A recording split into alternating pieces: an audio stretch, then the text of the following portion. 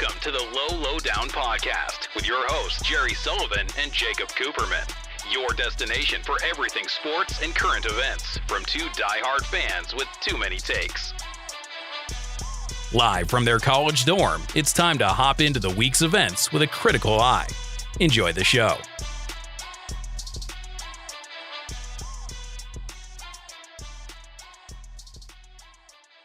The Lowdown Podcast, episode 12, now in person. We're in Jerry's dorm room at the moment. We've got a few of our biggest fans showing out in the background. I don't know if you guys can see them, probably not, but they're here for our first live taping. One of our day ones, actually. The guy that has listened to every single episode of us when we were on WICR, and even when we made the trip over to Zoom. Jerry, how's your day been, man? It's the Tom Brady episode. Tom Brady episode? It's a sunny Saturday. We can get into it. You want to get into Tom Brady first? Well, we should probably No, it's the Tom Brady episode. Like, it's the 12th one. The 12. Oh, that's right, because 12 on the back of his jersey. Well, should we tell people? We should probably get into like the rundown of things we're gonna be talking about, right? Because at the beginning of every episode. So what do we got? We got a little bit of NFL news. We certainly have a lot of NBA to talk about because we had attempted to film this. It was Thursday. We had a little problem in the booth. That wasn't video anyway, so it kind of was not working out to begin with, and then we brought in sound effects, and the entire thing crashed like 45 minutes through. So we're trying this again. We're more local now. What else we got? We got NBA, a little NHL. I feel like we talk about NFL. I wanted to talk about briefly Daniel Cormier's retirement. Baseball. Mets. Yeah, Mets now getting positive tests coming in, and then a few series were postponed because of that, and then we can get into our low-stradamus and our lowest of the low as well as our highest of the high for the week. So what do you want to get into, Jerry? Bubble? Which one? NBA. And then we can kind of leave the that Sixers up. are dead. Sixers are dead. Here's the thing, right? I always give the team, or a team like the 76ers, the benefit of the doubt that they would win maybe a game in the series, even though they're clearly outmatched against a team like the Celtics. Boy, was I wrong. They are dead. Like, dead. Like, I'm dead. talking about Embiid working his ass off, and they're still getting slapped around. Like, on the heart monitor, like, we're at the point now where it's like, it's very, very slow. Like, very slow beeps. Where it's going to be a flatliner. Yeah. I think Embiid will quit, like, 5 minutes in the next game. I mean, the fix was in. The fix was in for sure. I mean, Embiid getting 9 free throws while Jason Tatum was fouled out in the first quarter. The fix was in. I was going to say that really shows the Celtics' skill gap with the 76ers if the refs aren't even on their side and they're still winning games. I mean, it's pretty crazy. I mean, Al Horford left the Celtics for the 76ers because he thought that gave him a better chance to win. That team is ass. Yikes, dude. Like, talk about Tobias Harris. We were talking about that the other night. Tobias Harris is getting a superstar salary. Yeah. The 10th highest paid athlete in the United States this year, and Tobias Harris. He's kind of more of like a role player guy. He stinks. Yeah. They're like last year's Celtics. Like, they have too much going on. They're so toxic. Like, you think they're toxic, or I feel like they just don't have enough talent? Like, I disagree. I think they have all the talent in the world. I think they just suck. Who do they have? Ben Simmons, Embiid. Harris was a good player last year. He was an all-star. Okay, and then who they an aging Al Horford that wasn't really. I mean, he was a productive player for the Celtics the last few years. No, we're not talking about last year. I'm talking about this year. Yeah, well, I mean, here's the bottom line, too, is last year they had Jimmy Butler, and they decided to pay Tobias Harris and Al Horford, like, $270-something million combined instead. Yeah, and now... now they suck. Yeah, now they suck, and now Jimmy Buckets is on the Heat, and he's doing great. And they stink. Yeah, I mean, it's sad. I mean, it's not really sad, because I really could give two shits about the 76ers, but, if I was a 76ers fan, I'd probably be pretty down in the dumps right about now. You know what I mean? Well, yeah. I mean, we're Celtics fans. Ben Simmons is out. But, I mean... Do you think he's going somewhere else next year? Stop this. No, I mean, he's out of the series. I know that with his knee injury, but I'm saying, do you think he goes somewhere else next year? No, they just signed him to a big deal. Oh, yeah, I forgot he got signed to that big-ass deal, yeah. I mean, it's sad. We were talking about that. They're pretty far in cap hell right now. They are ass. Talk about just spending a lot of money and having it not be put to any... I mean, sort of good use, but, like, in the end, you're not going to win a chip, so... I mean, that's the ultimate goal, you know what I mean, with any team. You're right. It's pretty depressing. I don't know any Phillies fans personally, or 76ers fans that I could think of off the top of my head. Probably because they're only in Philadelphia. Because it's not like a Patriots thing where you got like Patriots fans scattered around. Maybe some in New York, maybe some in California. No. Nobody's. I feel like being a 76ers fan if you're in like Milwaukee, especially because you have the Bucks. But like I'm talking about maybe even if you're like in Sacramento. I feel like the 76ers are right now better than the Sacramento Kings, but I feel like if I were living in Sacramento, I'd be like, I'd rather be a Sacramento Kings fan. Because at least we have a future. If you're Philly, like, how do you feel about the fact that you lost for 6 straight years to build a good team, and the Celtics didn't lose for 6 straight years, and they built a better team than you in that time frame? That seems to be like the MO with a lot of Boston teams. Like building the right way. The Celtics in the last 15 years, since they traded for the Big Three. Yeah. In 2007, they've missed one playoff. Yeah.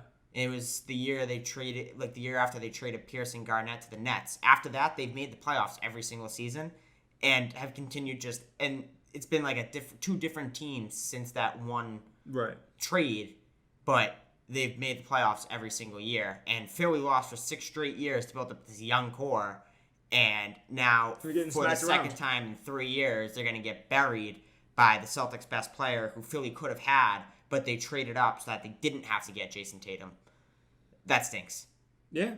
I mean, I think that's management. That's poor management right there. I mean, I don't want to say it's poor management because they, like you said, they don't have the worst squad in the world, but when is all that money, when is all that building, when is all that losing going to pay off? When is the buck going to stop? Joel Embiid is a big man who, at the age of 24, can't play on back-to-back nights. He can only play 30-something minutes during the playoffs. Ben Simmons can't shoot a three-pointer. Sometimes. Yeah, both him and Simmons are injury prone. And Ben Simmons can't shoot from outside of 3 feet and is a point guard. This team is they can't shoot the three at all. Yeah. Now they have a bunch of money committed to Harris and Horford, who aren't bad players, but you don't want that much money committed to players who aren't bad. You don't want to throw it. Harris is better than Horford. Harris is a nice player, but I mean, as it looks right now, he's definitely not worth that deal. No. Horford's definitely not worth it. I mean, he might be a double agent. He might be losing on purpose. He might still be on the Celtics payroll. He's still on the Celtics payroll. He might still be on the Celtics payroll. I mean, that team stinks. Brad Stevenson's go to. Hey, I know. Hey, listen, slipping him a few dollar bills. I know Ben Simmons is out, but he's not stopping. I don't think it would be a different result. They might win a game or two if he's there. Yeah. Well, that was my original prediction. I thought I'd give maybe 1 or 2 games to the 76ers, but that's not an excuse, because the last time these two teams met up, Kyrie Irving was out and the Celtics still 1-5. Yeah. Well, also too, I mean, I was going off of also the 76ers this year, when they matched up against the Celtics. I believe the Celtics lost the majority of those games. So I thought at the very least, like you said, 1 or 2 games to the 76ers, but no, I mean, I think it's come as a surprise to me. I don't know about you, that they've just been underperforming this way. And it's not even like the Celtics are completely healthy either, because Gordon Hayward's out. Yeah, that's true with the ankle sprain. Gordon Hayward means less to the Celtics than Ben Simmons does to the Sixers, but it's still a massive loss. You see, the thing is, though, it's a difference in the way that the 76ers and the Celtics operate, because the Celtics, as we know, we've talked about it on this podcast before, they have that beautiful system where anyone can step up at any time, and everyone, it's like a system. It's like a well-oiled machine. And, Gordon Hayward, he's not always giving you the loudest games. He'll have a quiet 20 and 5 and 7 or something like that. He doesn't necessarily need to be loud to fit into that system well. And that's something I've always enjoyed watching with the Celtics, man. Who do you want to go to? Whose jersey? I feel like every team has that jersey. Say, Golden State has Steph, right? Or Clay. The Knicks have Mitchell Robinson. Nothing. No. Mitchell Robinson, maybe RJ Barrett. I don't know how. They'd be nice backups on the Celtics. Yeah. Who do they have? I'm trying to think of another team. The Celtics have 4, is what I'm saying. Yeah, Mavericks have Luka, but the Celtics, Marcus Smart, Tatum, Brown, Gordon Hayward, Kemba. I would buy any of those jerseys in a heartbeat. That's just how likable this team is. And speaking about coming off the bench, their bench is fantastic too. They're also notable guys. I mean, they have the walking meme Taco Fall. Cantor, another walking meme. I'm just saying, this Celtics squad, even though I'm not the biggest fan of Boston sports, is a really fun team to watch. Whenever the NBA restarts next year, is Brett Brown still around for the Sixers? I'd say no. I'd definitely say no. I'd say he's gonna be the straw man for poor upper management, and I mean he's not. I mean, that guy, you talk about pulling every single wrong string possible during games. He tries. He makes an effort. Well, that's what I'm saying. He just tries. Makes it worse. It's just kind of, there's not a lot you can do, I feel like. I mean, it's such a weird team to coach. Last night, the Celtics, I finished I think they were down like 94-92 or something like that, and they finished on a 10-2 run. Yeah. Bad. Yeah. Bad. That shouldn't happen. Yeah. Well, yeah. And it's not like even with Simmons out, like the Celtics have better players, but Philly should at least steal one game, one or two. Yeah, that's what I feel like. They still have good players. I feel like with any NBA matchup, you have to. It's like NBA. That's something I call NBA math. Like you have to give a team a game that they should win and they shouldn't win. Right? Like they'll lose when they should win, and they'll win when they should lose. Like it's always a toss up. Even if you think it would be like a straight sweep, I think you should go with the benefit of the doubt and give the other team at least one. Because at the end of the day, they're professional athletes, and no matter how much like the Orlando Magic might suck compared to the Bucks, they're still a professional. They still ball won. team. And they won without Aaron Gordon and who's the other guy that was out? I forget. They had two of their key notable guys out. Either way. Yeah, I mean I'm just saying like two of their go-to guys were out and they still won a game against the Bucks. So if that's any indication for the way that NBA math goes, I mean you can never really count a team out. Are the Nuggets in trouble? They've gotten like smashed. Two games in a row. Yeah. Smashed. Yeah. Well, you want me to get into my spiel on this? I said, and I will go on record on this podcast saying that I was a proponent of the Utah Jazz during the season. I will always be a proponent of the Utah Jazz. I think adding Mike Conley to that system was one of the best things that they could have ever done. I think Donovan Mitchell's going off. I think Rudy Gobert is playing fantastically defensively. Sometimes he can be soft, but besides that, I mean, I don't have an issue with the guy. I think I like that team as well. A lot of people thought the Nuggets would be very dominant coming in. I said, guys, slam on the brakes. Slam on the brakes. I don't think you should count the Utah Jazz out, especially because they're really solid defensively. I think the Nuggets, are they the more talented team? Probably by like a margin. I think it might be a toss-up. I could see someone arguing either side, right? I just said, like, guys, let's not count these Utah Jazz players out. There was this through line over the season that because Rudy Gobert gave the league corona when he touched all those mics, that him and Donovan Mitchell, because they had that little, you know what I'm saying, that had that little beef for a while there, were not going to be operating on the best of terms. No, they put their differences beside, and they got to work. I mean, if there was anybody that would cause a bad matchup forget talent aside, like matchups solely, if there's anybody in the West that would give the Nuggets a bad matchup problem, it'd probably be the Lakers and the Jazz, because they both have big men that play like great defense. That's a problem for Jokic. Yeah. Jokic, I mean, the ball runs through him, the offense runs through him, and Murray to some point. Yeah. But it's Jokic's offense and Rudy Gobert. I think Shaq called him last night Kareem Abdul-Gobert. So I mean, yeah, he's playing fantastic. You slot Rudy Gobert down near the paint man, like. There's not a lot a team can do unless they scheme him out. I mean, the guy shut down an entire country for 4 months. You think he locked it down? You think he locked it down? You think Nikola Jokic is going to be an issue for him? I mean, Jesus. He locked down. Literally, the guy gets corona. Everything is closed 2 days later. The guy, Rudy Gobert, closed the U.S. Yeah, he did. Not single-handedly, but he definitely did. Play a big integral role in that. No, I think. If you want my personal opinion, I think I'm going to put in a hot take. I think which might not be that much of a hot take. I mean, they're up 2-1. It's not really a hot take anymore. Well, I still feel like people just want to doubt the Utah Jazz, and they're going to take the Nuggets. I think the Utah Jazz get this one. They were one of my sleeper picks for the West, and I will say that. And I think they get past the Nuggets. I don't know what's up with the Nuggets. If they're sleeping, I don't know if they're necessarily sleeping, because personally, I think the Jazz are just better. I think if you get blown out by 30 points 2 games in a row, I think you're just not as good. Yeah, it could be. The thing is, I haven't been able to watch those games, so I couldn't tell you. You know what I'm saying? What I saw or what I didn't feel like someone could have done better. Like I don't know any of that. I just know the stat line, and Utah last 2 games have been. It almost like I know the first game was pretty favorable towards the Denver Nuggets. I know they won, but the Denver Nuggets looked like the more capable team that first game. Second and third game, Utah just, okay, we're awake now, Bob, went through and swept. I mean, it's like, not swept, but, they've been playing emphatically, for lack of a better term. So, yeah, I got Utah coming out of this one, I'd say. I'm interested to see who they match up with next. I'm trying to think in my head what the potential next round matchup would be. Because they're what's Utah, the 5th? I believe it's Denver's the 3rd and Utah's the 6th. So they would be facing the winner of the Clippers and Mavs. Okay, so that's the what I was Clippers thinking. took the 2-1 lead last night, so Okay. it would. I mean, it was likely going to be the Clippers. Anyways, but. That'd be an interesting game. Playoff P. What a scam, Paul George.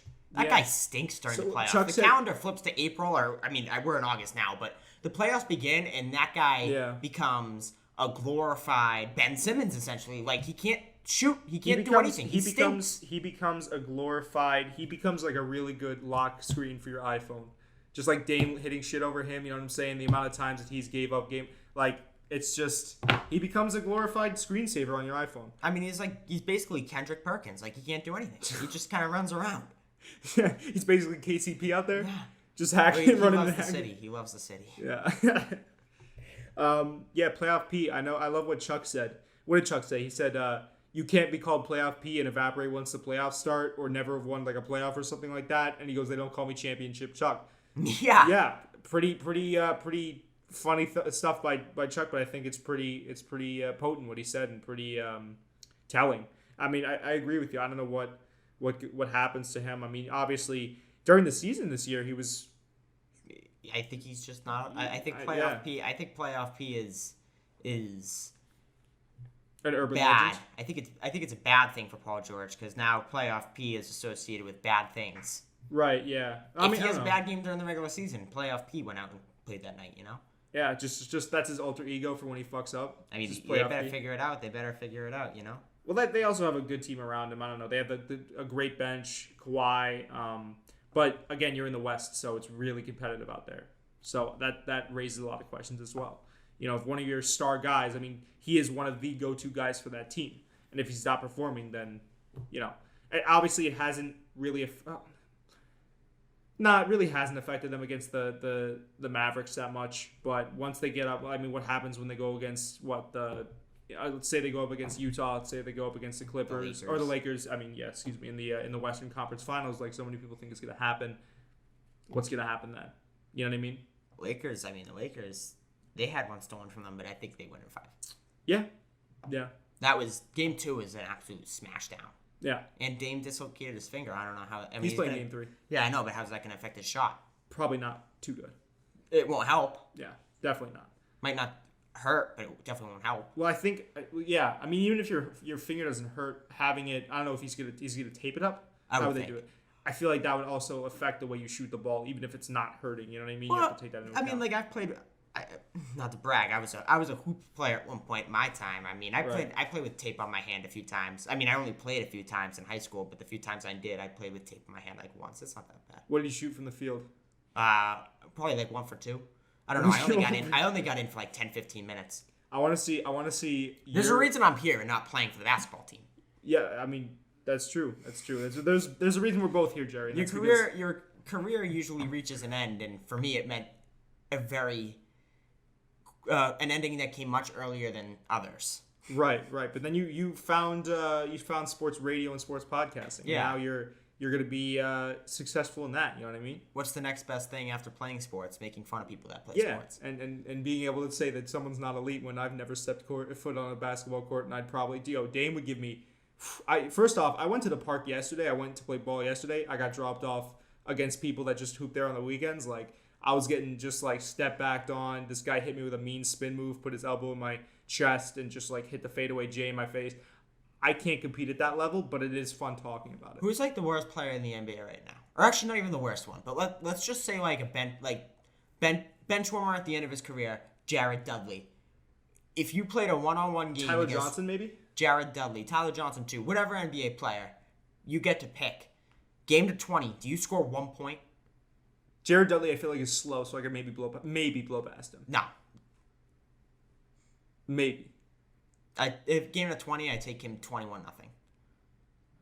I think realistically, I could lock down Jared Dudley to 5 or 6 points, and I could really dominate. Yeah, that's right. Cap. Oh wait, no. Nah, in reality, I mean, these guys played there was always that weird thing where people were talking about how ass Tyler Johnson was, and then one of the WNBA players said that they could take him in a 1v1. It's like Nathan. No, he could still, if Tyler Johnson walked into the gym at Iona, he would destroy the entirety of that gym. I'm not talking about the. Yes. That's the other thing. Like somebody the other day was like, I could do this, and like I could. If you put me in soccer, I might be able to like deflect a goal. If you put me in baseball, I could run into a home run. I'm like, no. If you saw 100 pitches from like Jacob deGrom, and you swung at all 100, you would miss 100 times. 100. Yeah. Not to mention the times where you'd probably get frozen by like a fucking mean curveball coming into the zone. You know what I mean? It's just another level. Like even if you knew that the pitch was going to be a strike every single time, you wouldn't be guaranteeing you would never hit it every single time. And if you did, it would be foul tip. It's crazy to think like the level that these guys play at. You know what I mean? Yeah. Because like I feel like when you watch it on TV, not a lot of people. Well, not that necessarily people don't know how impressive it is, but like I feel like it kind of, even when we talk about it, like for me sometimes it's like, okay, he hit a 3. The fact that they're doing that at such a high level, like when Dame drops like 55 points, it's like that's crazy. But like you're watching it, I guess, in the scale of the league, so it doesn't make it, or it doesn't seem sometimes to be that fantastical. Except when you see guys like Derrick Jones Jr. get his chest up to the rim and like slam the ball down. That's when you're like, oh wow, that guy's like a superhuman. Probably better than me. Yeah, probably much better than me. I would not want to take a charge from that guy. But yeah, man, I like, you know, that's what we're here for, though. That's what we're here for, though. But fun bubble. Fun bubble, yeah. I'm interested to watch the games tonight. I think the only series. Actually, I'm not going to say that because I don't know for sure. What? So, well, I don't know the answer, so I'm not going to say it. Okay. Well, what do we got later tonight?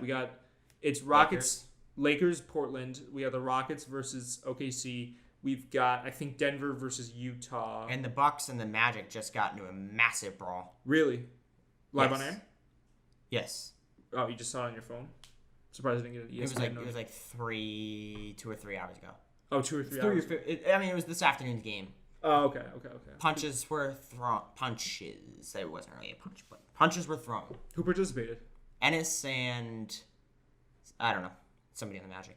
Oh, there you go. They're the 8 seed. You don't have to know. Yeah, like how I don't know. It's the Bucks versus the Magic. Like me personally, I haven't been paying attention to that series all that much. I don't know if you've watched any of the games.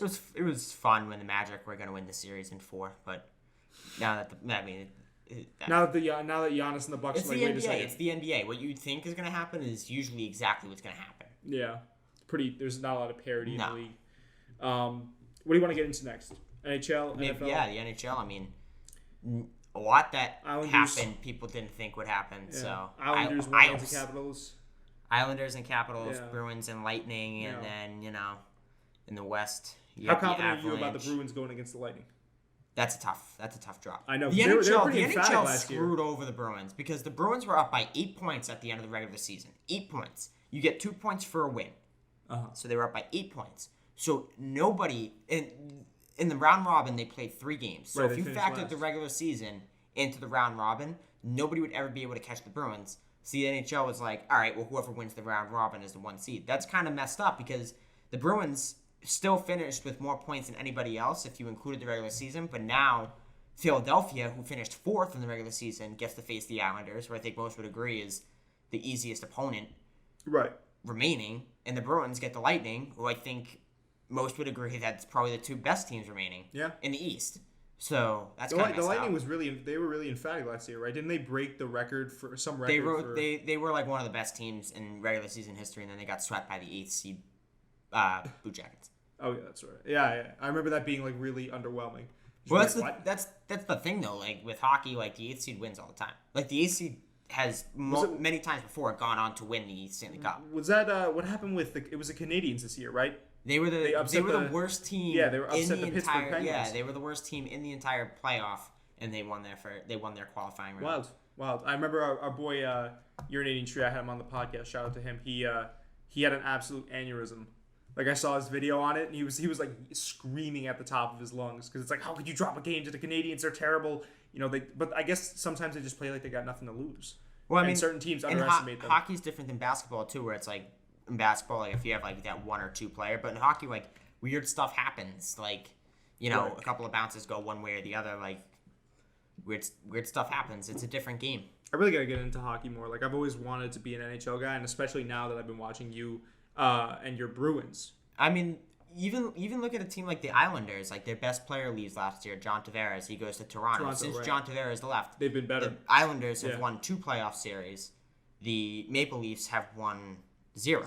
They've been a first. I mean, they made the playoffs, but they lost in that qualifying round. The Islanders have won both their rounds. They won last year, so actually, when you think about it, they've won 3. Yeah. And the Maple Leafs have won 0. So, that just makes you think. I mean, yeah. Is that the opposite of like the NBA basically? Like there's Kyrie left and the Celtics got better. No, I'm not saying like in terms of parity. Like, parity. Oh, yes. Yeah, it's way opposite the NBA. Like any team, which it's actually more similar to like March Madness than anything, where it's like a 16 is never going to beat a 1. I mean, actually, that's not true, but like a 16. Sometimes. But like there's upsets all over the place. Like you can't go into a game being like we're automatically going to win this because we have these like 1 or 2 guys. Yeah. Okay. Yeah. So it's not. It's definitely not like the NBA where if you have your 1, 2 or your 1 and 2 go-to guys, and then you have like a solid bench and and then you're straight. Yeah, in hockey, it's more like in the NBA. Like if you have LeBron, you're going to LeBron, be a team Anthony that Davis. doesn't have a LeBron type player. But like say in hockey, like a goalie gets hot, and you steal a couple of games just based off your goalie. Well, now you only have to win 2 games to be the better team, while the other team still has to win 4 if their goalie's not as good as yours. Like it's wacky how it's and you get a couple of bounces and the other goalie lets in a few things go your way, even if you're not the better team, you can still steal 4 games and leave. So it's more of a mix. Yeah, I mean, I got to get into hockey more. I know we talked about way back when on WICR, talked about finding me an NHL team. I think I'm going to stick with the Islanders just because they're doing decent right now. And, I've heard being a Rangers fan is... Lifelong Islander fan. Well, they have the number 1 pick, the Rangers. Yeah, but I've heard recently, as of late, being a Rangers fan is akin to putting nails over chalkboards. The rebuild is on. They got Capo Caco. They got Lafreniere. That's who they're going to draft number 1. Who did they get last year? What was their pick last year? Capo Caco. No, I'm saying what? Oh, 2. 2? Okay, because I think one of my boys from a school that I had a very good friend go to was projected to be the number 1 pick overall in the NHL draft. Jack Hughes last year? Jack Hughes, yeah. And they thought he was going to go to the Rangers, but I guess... He went to Devils. Devils, yeah. Jack Hughes, yeah. Lafreniere. Not here. Lafreniere. That's who's going to be this year. Oh, I thought you said what friend here. No, but yeah, it's really interesting. He was dirty at hockey. Like I heard he would go. You have to be good. I'm just, obviously if you're going number 1 overall in the draft, but like they would set up. You ever play gym hockey at school where you take like the sticks? Yeah, he would score like they had to like move the goalposts and like make them smaller because he would just score like 22 points a game. They had to do that for me too. The cameras weren't on. Don't ask anybody. I went to a different school. Yeah. Well, also the school that my friend went to was like really big for hockey. Like they not for like fostering great hockey talent, but they usually like it's more just like send them off. Go to a school where you can just focus on hockey. You know what I mean? So, and they had that kid and a kid that went to Providence. Anyway, I'm digressing. What do we want to get into next? We're going into NFL. Meet the Mets. Oh, meet the Mets. We could. Of all teams to get corona, there's been 3 now. Obviously, the Mets had to go into it. Between the fact that they just lost Yoenis Cespedes for a day, like for Yoenis 3 Cespedes hours, was they had no idea where Yoenis Cespedes was. Now they have 2 guys getting corona. Yeah, it's not good. Typical. Exactly what you'd expect. If at the end of the year you said 3 teams had to get corona, I think one of them would obviously be the Mets. Yeah. I mean, And who would have thought? Well, actually, no, not who would have thought. I was going to get onto the Orioles in a second, but typical Mets. Like as a Mets fan, I know this fate. It's either it's usually that we have like a solid squad and just life gets in the way. This particular season it is. Yoenis Cespedes not showing up for a day, and then when opting out randomly when they finally find him, he's like, "Yep, sorry guys, corona, I don't want to do it anymore." And then us actually getting corona, whatever it might be, not getting off to a hot start. It's just typical Mets stuff, man. Like I've come to expect it. No Subway Series this weekend because of the Mets. Yeah. So, and a bunch of other... Oh, yeah. It was the Mets versus the Yankees series, and there was one other one that got canceled? Well, they canceled the rest of their series in Florida. Right. Okay. So, I think it was one of my low-stradamus picks for one of the other podcasts when I said we're going to see some more positive cases, but I don't think it would be the end of the MLB. I think we're gonna see, if not all the teams, maybe not all the teams, but like a good amount of teams have like 1 or 2 positive tests. Were halfway there, and after 2 teams getting it at the very beginning, there was like a 2 or 3 week gap when nobody else was getting it. I mean, the Reds too, but I mean, that was like a quick blip on the radar. We're halfway there, and only 3 or 4 teams have really had this issue, so I don't think, as we get later, I don't think it's going to become an issue anymore. I think we might see 1 or 2. We've only got like a month and a half left. That's true, but I'm saying like if it could take, if it could take a 2 to 3 week break, then not even actually. It's just a month now. I mean, the season ends September 27th. No, I'm saying if we can see certain cases pop up after 2 to 3 weeks, who knows what we realistically find? I think they're gonna bubble for the postseason. I really don't. I don't think it'll be that big an issue. No, I'm not saying it's gonna be a big issue, but I'm saying I think we're gonna see definitely some more cases. Yeah, I mean, you still gotta figure out how you're gonna do the playoffs, but yeah. Well, they'll get to that when they get to that. Yeah. You know what I mean? Whatever the Cardinals, they'll catch up with everybody else. Yeah, dude. Aren't they going to have to play like a double header every single day for like 11 days or something like that? I mean, it's going to be tough for them. That's going to be tough. But figure it out. You know, that's what you get for letting Corona in. Casino night. Yeah. Isn't that what happened? That was... Okay, that's so the Marlins... Rumor. That's the rumor. They had a casino night. The Atlanta Braves players, or the Marlins players... went to the club in Atlanta. Pulled a sneaky Lou. We were talking about this in the elevator the other day when we tried to record.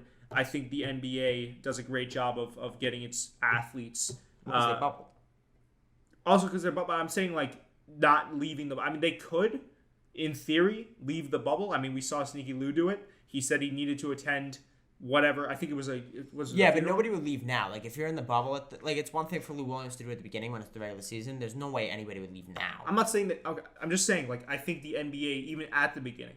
Like, let's look at the beginning of both timetables. You know what I mean? Like, the MLB almost immediately had a team go out. And I just think that the NBA is better at getting its players to kind of get in on that mentality where it's like, hey, we're here to play basketball, da-da-da-da. But I think also, like, it's because, like, they don't really have the option to. Like, the only guy that did, like, he lied about going... Or he didn't lie about going to a funeral. He went to a funeral and then happened to be... But other than that, like, I don't think anybody left. The Sacramento Kings guys stepped off. I guess, but like, it's more difficult to control the guys when you're in different cities at different points. Yeah, that's also true. And it would have been, like, I know people are like, the MLB should have bubbled. Like, it would literally have been impossible for them to do it. Yeah. I mean, the way they're doing it now is kind of the only way they could have done it. I mean, maybe they could have bubbled with the east of New York and the central one, Chicago, but like there's only 2 fields to work. Like you don't have enough facilities to work with. And also now that I'm thinking about it too, it'd probably be harder to get your players invested when you're coming off a scandal. Labor. What's up? I was gonna say bad labor dispute too. Yeah, bad labor dispute as well, and then the Houston Astros kind of getting off really easy with the whole, World Series sign stealing. Yeah, but I think that's different. Like, I think, like, what you do with baseball is different than, like, the actual, like, health, I'm just saying there's a lot of, like, there was a lot of previous discourse. Yeah. And I feel like a lot of players, like, I know Trevor Bauer, who pitches for the Reds right now. Yes. Was very active and vocal on the Pardon My Take podcast when he was like, yeah, like, nothing, shit didn't even happen to, you know what I mean? Like, nobody took action. Like, I don't know if you saw the other day, he was going to put on his cleats. It was like... Free Joe Kelly. Yeah, Kelly. But, like, I think that, like, the players might have been mad at the MLB, but I don't think they were mad at the MLB for, like, yeah, they're mad about the Astros, but, like, those labor and, like, those negotiations of coming back, like, at no point was it, like, we don't trust you to do this because of how you handled the Astros situation. I mean, they probably just didn't trust MLB because they were incapable of doing anything correctly, but... That's what I'm saying. It's not that the players don't trust the MLB. I'm just saying they don't trust the MLB. Yeah, no. But that's not the point I'm making. I'm saying that the players would probably be more inclined to, you know what I'm saying, not really follow rules and regulations. I mean, like, I don't know. Are you saying that, like, because the Astros got off easy, the MLB players maybe the Astros get off easy? Like you said, the CBA as well. Maybe the players feel like they're being underrepresented. They, there were safety concerns coming in. They're not getting paid their salaries. Like, if I'm an MLB player, right, I have to bubble, not see my family. I don't get to, you know what I'm saying, see girls, like, and I'm getting paid a half or what, I forget what. No, a little less than half. 30%, whatever. I'm gonna be like, I don't want to swear because I know we have. But, like, I'd be like, this is, like, stupid. This is stupid. Why do I have to stay here? And then I might, if I was not as conscientious of a person as I am, would probably go out and I might step out and go to a strip club. Yeah, but if I'm an MLB player, I'm not going to be like, if the Astros can bang on trash cans, I'm going to go to the club. Like, I don't think that's... I'm not saying that it's like solely that. I just think I'm not saying they're I think that the MLB getting players to buy into the protocols, like, I don't think that even if they like suspended the Astros players for life, I still think they'd have the issue of getting the guys to buy into the protocols, because there should be common sense. Like, if you're going out to a casino or a club, that may be legal, but you're also assuming the risk that you might contract coronavirus. Yeah. Well, if the MLB won't let you play with coronavirus, then like you probably shouldn't be going to these certain things. Yeah. But like the players already know that. They're just ignoring that anyways. Right. And they know it's like a firm thing. Like if you get corona, you're out of there. Bro. You're out. No, I understand that. I'm not saying it's the way. I'm saying it's more of the way that the MLB handled it. Does that make any sense? What do you mean? Not the action by the Astros itself. Like, I know that Astros are getting a lot of pitches thrown at them, and so obviously some of the players are really incensed and angry with the Astros. But I'm saying, when you think about the way Rob Manfred handled that, which I know in a lot of people's eyes was a very it wasn't really a lofty punishment, or at least as lofty as some people would have wanted it to be. I think that's where a lot of players were like, okay, that combined with the fact that the CBA was horrible, combined with the fact that we don't make a lot of money, I just think they would be, and I think also a lot of people too, these guys are professional athletes. They're thinking like, well, let's say tomorrow. And they're also professional athletes because they have a lot of money. Well, let's say tomorrow that it comes out that LeBron's been roiding up for the last 5 months, and Adam Silver kind of shrugs it off. Smacking it up. Do you think the NBA players are gonna be like, if he gets off easy, I guess I can leave and get off easy? Like, I don't think one has to do with the other. I don't think like the cheating scandals I don't think the cheating scandals have anything to do with the fact that the players are just ignoring. I think we're arguing common sense to not go. I think we're arguing the same point, just with different. Because No. I think we're arguing different points, because like I don't think the MLB's issues are tied to the Astros. I think the MLB's issues are the fact that the players themselves are just acting carelessly, as opposed to the NBA, who bubbled. So they made it a lot harder for the players to act carelessly, because it's easier to track where the players are going. But with the MLB, when you're in different cities and moving back and forth from stadiums, you don't have like a specific campus. It's harder to keep track of your players. I mean, the Mets lost Yoenis Cespedes. That would never happen in the NBA. Right. I just don't think that the Houston Astros scandal has anything to do with the fact that the MLB has had a coronavirus I think problem. Also it's important to include that, the NBA has a snitch hotline. Right, and let me just get around to this, because it might sound pretty crazy at first, but I'm saying, like, perhaps the NBA players are much more involved. And I know there came out that some of the players actually just go straight to Adam Silver.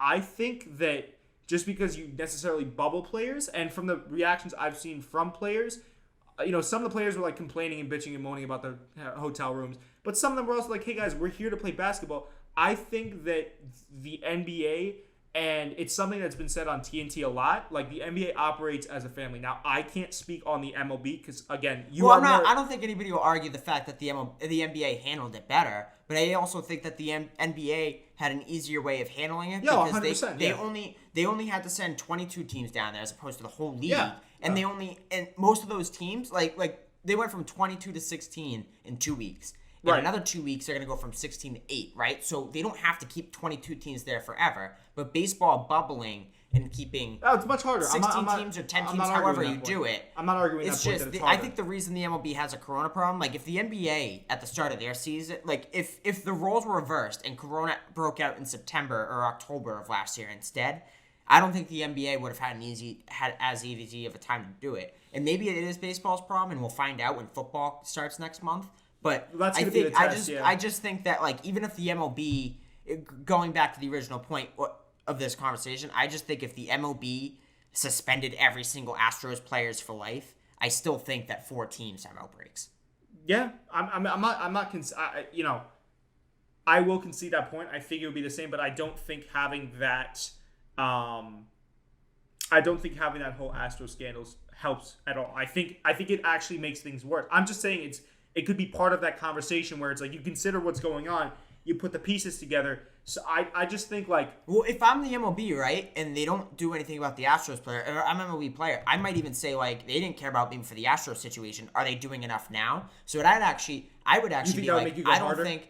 No, I think what I would say to that would be like, I think they're not doing enough. But if you think that they're doing too much, then you're gonna go out. So I think actually, if you didn't think that they handled the Astros point enough, then you'd probably be like, why aren't we bubbled right now? This is BS. We shouldn't even be playing. Like, I don't think the Astros situation, I personally wouldn't be like, they handled this Astros situation BS. I'm going to go out to the bar and see my friends like the 2 Indian pitchers did. Okay, here's the thing, right? I like what you said because it's something I didn't necessarily think about, right? Like, if you're an MLB player, right, and you could view that as... They're being careless. But what I would argue is a lot of these guys, like you said, are young guys. They're athletes. They still want to have a life. They still want to party. You know, I mean, I'm not gonna be a whistleblower for this campus, but we know kids have been going out to parties here, even though there have been regulations here, and we know that when we come in here, there's 75% of the time not an Iona guard at the thing. I think it's a similar situation. Like, hey, if these guys aren't getting off or they're getting off light, what's the big deal if I risk going out to a bar if I wear a mask? I'm a professional athlete. You know, we get tested, blah, blah, blah, blah. I understand that there's that thing there where it's like, if you want to do it, just opt out. I think a lot of guys want to get both. And well, I think the problem, though, is that, like, with that statement, is that you've learned so far that that's not the case. Because the 2 Indians pitchers didn't get coronavirus from going out to the bar in Chicago, and they still got suspended. I mean, not by MLB. The team handled it themselves, but the players had to quarantine, and then when they came back, yeah, but didn't they also lie? They're 2 of the better pitchers on the team. When they came back from their quarantine, they still got sent to the AAA site. They're being punished. Like, the MLB is policing this. I'm just saying, I think that there's a lot of because I think you're kind of scaling it to now after we've seen the punishments. I think the reason we might have seen that week 1 when they went out to the I think that's just also stupidity. One second. So like wait, hold on. I think also I heard something that let me just get this off real quick. One of the Cleveland pitchers, right? He lied before he went on the plane. Yes. Yeah. So that just kind of I feel like that's like okay. But somebody snitched on him. That's true too. Like that would have been like somebody snitched on him. But like I don't think that the NFL in a month is going to have a problem with players going out and doing this, that, and the other thing because they didn't handle the Ray Rice situation well, or the Greg Hardy situation well, or the Tyreek Hill situation well. Or even that's kind of even some people think Tom Brady got off like 4 years ago. Throw that in too. Okay, but that's 4 years ago though. That's what I'm saying. I know the Tyreek thing is more recent. If you look at the NFL, when it comes to handling punishments, most would argue that they are inept at it. It's the same thing with the MLB. I think both. If you would argue like, what's the similarity between the MLB and the NFL? You would say, well, one of them would be they both have terrible commissioners. But if you look in closer, the MLB was more of a conduct during play thing, whereas NFL was conduct outside of play, where Tyreek Hill slammed his kid into a wall. All right, well, 4 years ago then, Tom Brady deflates footballs. But that's also 4 years ago. Some people think he got off light from that. The Patriots went 3-1, so did that really hurt the Patriots? I think that was 4 years ago, though. Yeah, but that's the last time the NFL had a major conduct of play scandal. So therefore, if you're saying, and plus not only that, if you're going out, that's not a conduct of play. That's what you're doing off the field. That's more comparative to Tyreek Hill and Ray Rice as opposed to but it also I mean, I'm saying it also affects the conduct of play. I guess we're just gonna have to disagree. That was a fantastic argument right there. Because we're going nowhere here. Yeah, I mean, we can agree to disagree. I think also I'm just gonna close off with this. I think it is comparable. You could kind of mesh that in together because now with Corona, your conduct off the field can affect, and I think it also could with Tyreek if they're getting suspended. But there's more. There's a difference there to me. At a glance, I think if you're going out to clubs, and I'm not saying it's not stupid that they're doing it, I think it's really stupid. But at the end of the day, they're young guys. But also, your conduct off the field, if you go out, that could affect you because, like you said, those 2 Indian pitchers, like some of the better pitchers on the team, they go out, they get suspended. Now the Indians are down 2 pitchers. So that I guess we'll agree to disagree there. Did you want to move on to Daniel Cormier's retirement? I mean, you take it away. One of the reasons I got into UFC, always, just a generational athlete eclipsed many generations actually. lot of titles in Strikeforce, a lot of heavyweight titles, a lot of light heavyweight titles in the UFC. Recently got the heavyweight title. Kind of went through that 3-fight series with Stipe Miocic. Part of a lot of different sagas. If you think about him and John Jones, that was movie popcorn eating entertainment every single time with the stuff they say to each other beforehand. I mean, the rest of the division he kind of wiped. Like John Jones was the only guy apart from now Stipe that gave him some trouble. Just an overall phenom of an athlete. I'm very sad that he had to retire on that type of note. I know we watched some of the fight. I don't know if you thought it was boring or not. A lot of people were saying it was a good fight. I thought it was okay. I'm a little bit sore because I wanted it to end with him going out on top, getting the belt. You can't always get what you want, though. Overall, though, DC, he was and still is a great role model for people coming up. The way he conducts himself. He gets caught up in the theatrics because it's MMA, and you gotta, sometimes you gotta talk shit if it's gonna be a great trilogy. But outside of that, he coached, if I'm remembering correctly, a wrestling team in high school. He has his own wrestling gym. He teaches high school kids, how to wrestle. And if you have, he has state finalists in there. It's him and Khabib.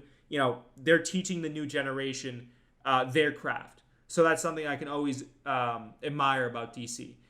So I just want to take the time, even if, I know you weren't really kind of accustomed with his career. I just want to take time out of the podcast, if you want to say something too, to just say great career. Very, an inspiration. Like I said, I got into MMA at least the 4 years that I did it because I saw him first step into the cage. So,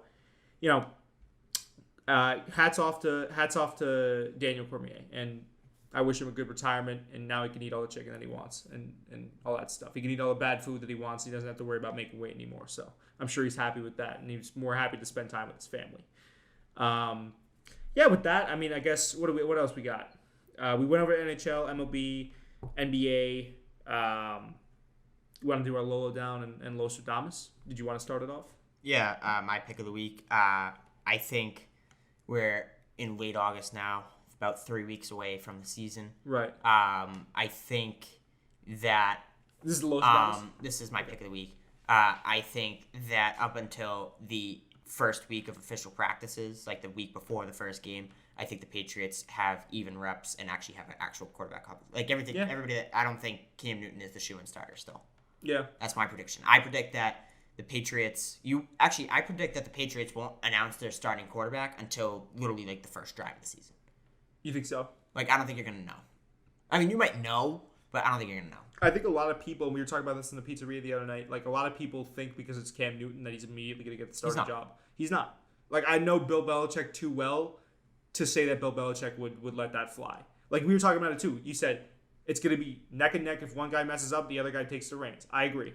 Because, listen, here's the deal. If Cam Newton was what everybody still thinks he is, he wouldn't have been on the free agent market in June. There are teams out there like the Patriots that you're not so sure about the starting quarterback. I mean, if Cam Newton is just still, as most people think he is, an above-average quarterback, and he's just going to blow Jarrett Stidham out of the water, well, then if he's still an above-average quarterback, couldn't you argue then that maybe a team like the Giants or or even the Chargers or something like that should take a look? Because the Patriots didn't sign him for that much money.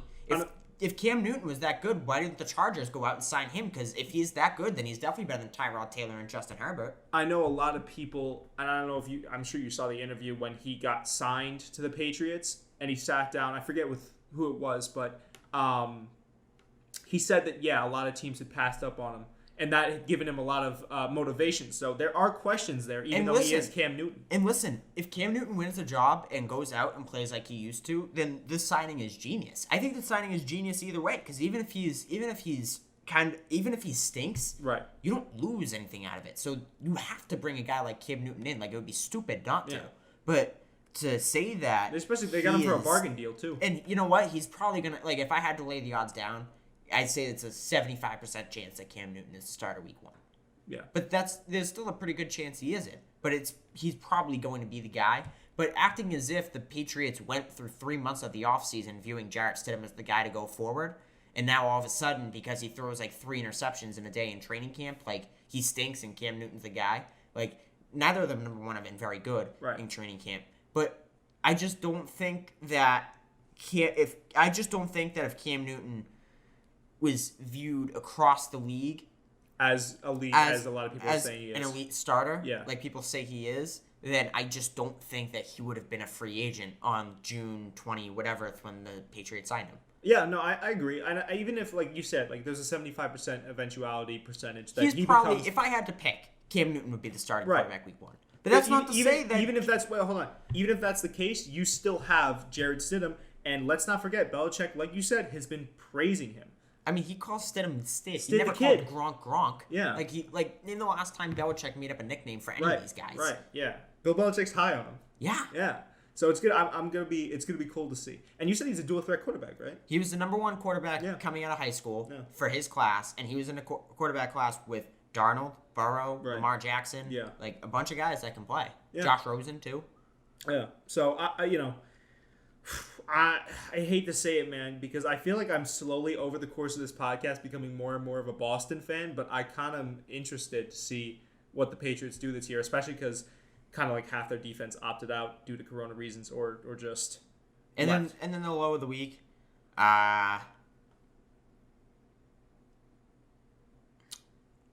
Is it something Red Sox related? Do you want to do it for the third? I don't know. They've won 3 straight games. We're back. Oh, so we can't. Maybe that's your highest of the high. I mean, they're 8.5 games out still, but maybe they're rubber banding back. We're back. We're back. Do you want me to do mine? I have my low-stradamus pick of the week. I got to think about this. I'm gonna go ahead and say that we see the Mets players get cleared. And I know it's kind of like a cliche pick, but I think this will flood out of the Mets system. You just say that they're going to miss no more games. Yeah, I mean, pretty much. Like after this, you know what I'm saying? And then, but I also do want to extend that to, I think another team we will see have like a similar small outbreak. But for the most part, I think that thing should kind of like sizzle out. I think that's going to be the last we'll see of that. My lowest of the low for the week. Whew, boy, this is tough. I'd probably have to say, seeing the Mets test positive and having kind of like a mini panic moment in my common area for a few moments before I realized it was more of a small kind of, I think it was only, who was it? 2 players or 1 player and a coach. 1 player and a coach. Yeah. So hopefully they can get that under rings or under control, and we could see the Mets maybe make, I don't know, you said we have a month left, right? About a month. I think there are a couple of games out of the playoffs right now, so it's not impossible for them to make it. Perhaps we see the Mets make it into the playoffs this year. Who knows? Especially with the expanded playoff format. And then highest to the high, I like seeing the Celtics beat the 76ers. That's pretty fun. Seeing the team that I like. Actually, my lowest of the low also could be OKC versus the Rockets, because I totally thought that James Harden wouldn't shoot well, and that OKC would be more of a formidable team against the Rockets, but that wasn't the case. That was kind of like bad for me. But yeah. And then my lowest, I said my low-stradamus, my lowest of the low, my highest of the high, like I said, seeing the Celtics do well against the 76ers. Bruins, yeah. All right, with that, you want to end off the podcast? Do we have anything else we need to talk about? Well, we had a pretty big, I think that was our biggest discourse yet on this podcast, but that's what makes it great. So we'll see you guys in the next episode. Make sure to rate, subscribe, leave a like on YouTube, all that good stuff. Help us achieve the dream. And we will see you guys in the next one.